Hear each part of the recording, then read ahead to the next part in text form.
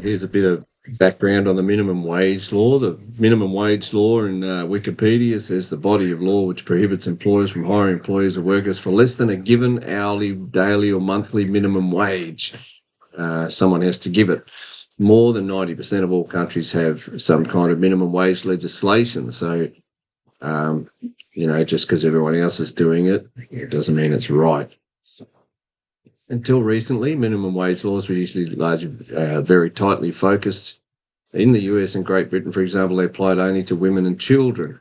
Only after the Great Depression did many industrialised economies extend them to the general workforce. Even then, the laws are often specific to certain industries. In France, for example, there were extensions of existing trade union legislation. In the US, industry-specific wage restrictions were held to be unconstitutional, which is correct. The country's Fair Labour Standards Act of 1938 established a uniform national minimum wage for non-farm, non-supervisory workers. Well, let's split it up into another little categories. Coverage was later extended to most of the labour force.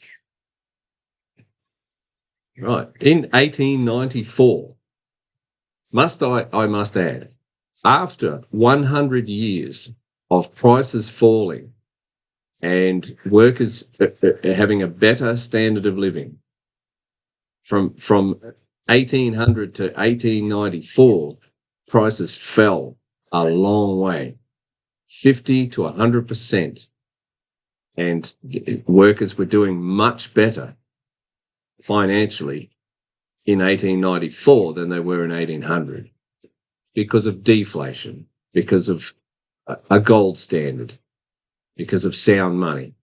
In 1894, New Zealand established such arbitration boards with the Industrial Conciliation and Arbitration Act. In 1896, we used to call these guys do-gooders in 1985. In 1896, the colony of Victoria, Australia established similar boards. So what are these boards? They're just bunches of people that get together that say, we're going to help you.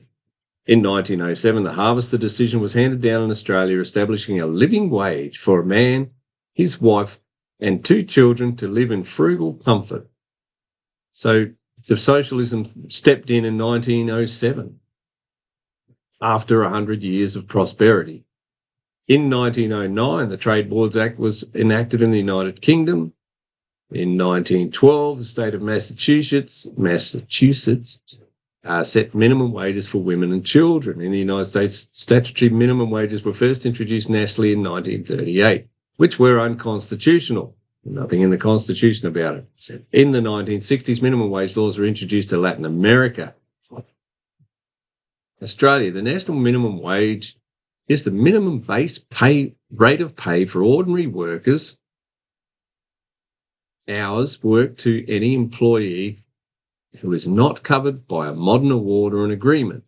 In 1896 in Victoria, Australia, the amendment to the Factories Act, we don't need a Factories Act anymore, we haven't got any factories, provided for the creation of Wages Board. The Wages Board did not set a universal minimum wage, rather it set basic wages for 6 industries that were considered to be to pay low wages.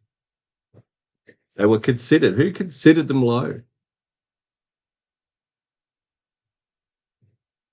And on it goes. And other states such as New South Wales and West Australia formed wage boards. They formed wage boards. West Australia didn't form a wage board. A bunch of people formed a wage board. The notion of basic wage was established with the Harvester judgment in Australia on December 14th, 2005. The Australian Fair Pay Commission was established under the Workplace Relations Amendment, Work Choices Act 2005, responsible for the adjustment of the standard federal minimum wage, replacing the role of the Australian Industrial Relations Commission that took submissions from a variety of sources to determine appropriate minimum wages. The Australian Fair Pay Commission was replaced by Fair Work Australia in 2010, and the rot continues from Fair Work Australia. So I did look it up a second ago, and basically they review it every year. So probably close to 100 times they've passed a law to raise the minimum wage. So over that 100 years,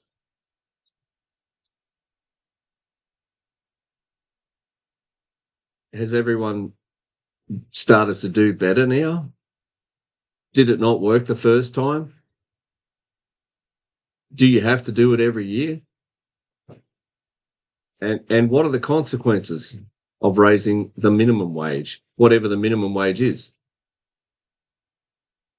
What are the consequences? And who actually pays it? I saw a man on a business group this morning saying, that's all good for the government to say that, but they don't have to pay it.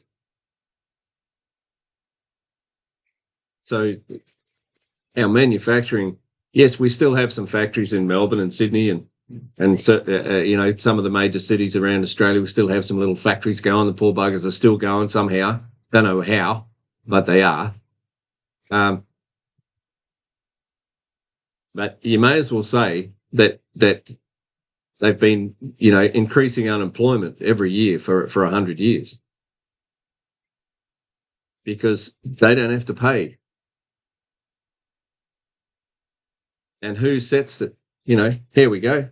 Federal minimum wage, July 1966, £16.08 an hour or something, says there. Let's go to dollars. 14th of February 1966. Oh, here we go. Per hour, $1. 38-hour week, $38. Oh, there's no wage increase there. Here we go. Per hour in October 1968, it was $1.35 an hour.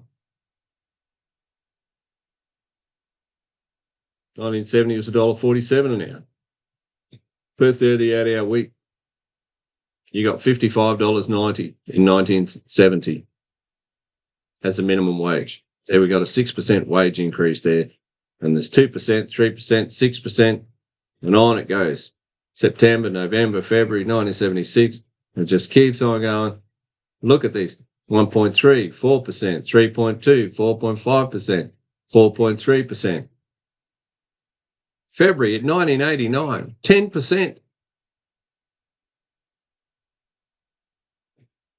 And oh, look at that. Oh no, they're dollars. May 2000 is $10.53 an hour. It's 10 times what it was back in 1969.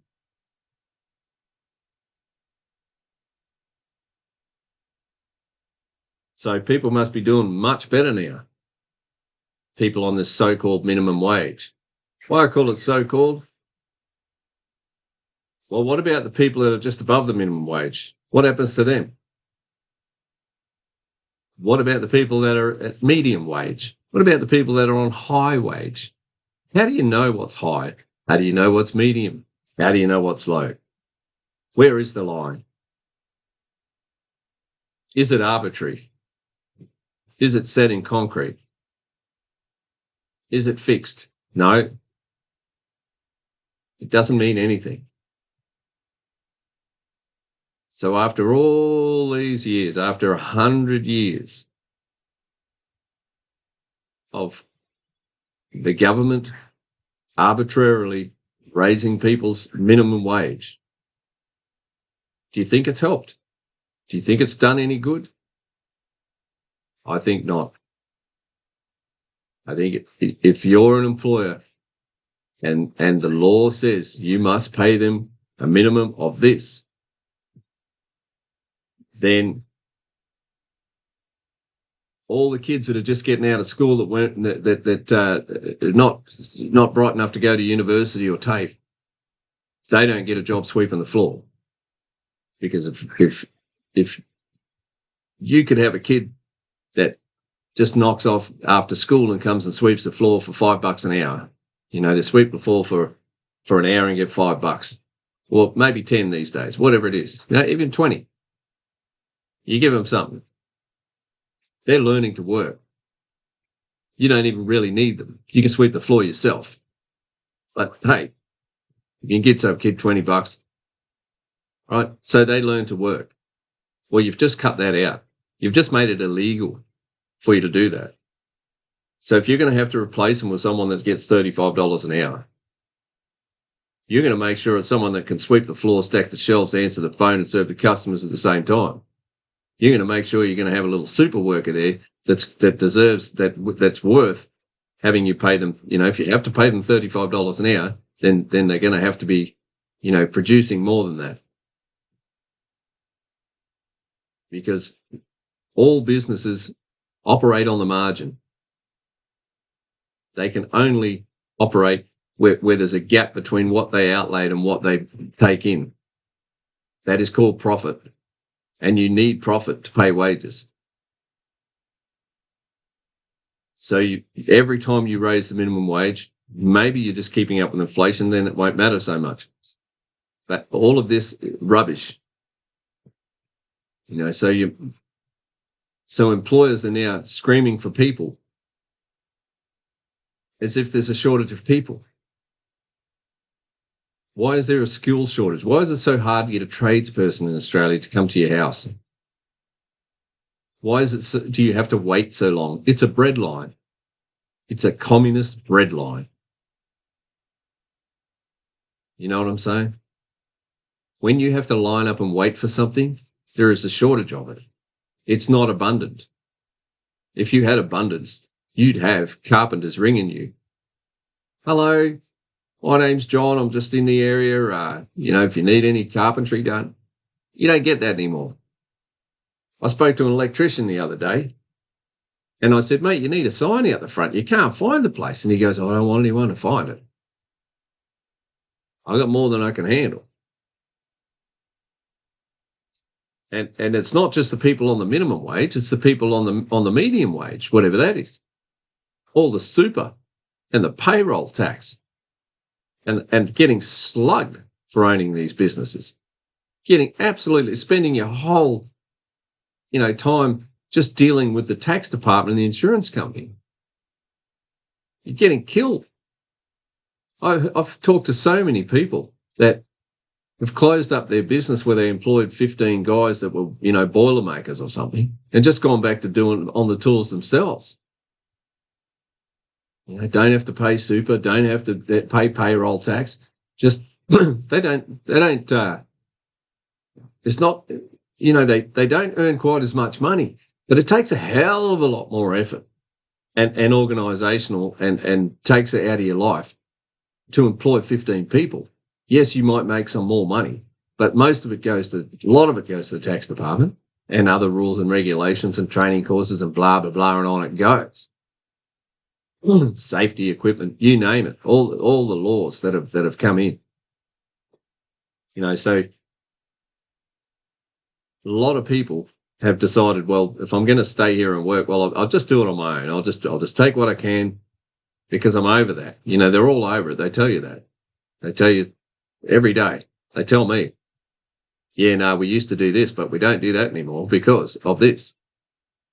And this is the interference in the market by the government, sitting there making their laws, not knowing where real productivity comes from. So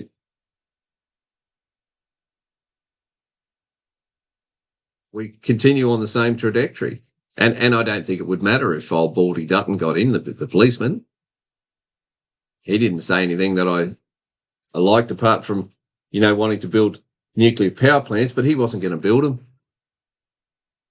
And it's none of the government's business if we want to build nuclear power plants. The wages are none of the government's business. Neither are roads, hospitals or schools. They're none of the government's business. The good news is it just helps to, the closer we are to the finish line, the more they do it. And I've always said,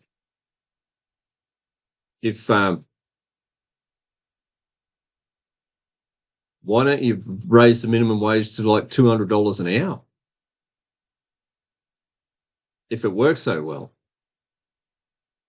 make it like 20 grand a week. Put it right up if it works so well, and let's all get rich. Thanks for watching, guys. See you on the next one.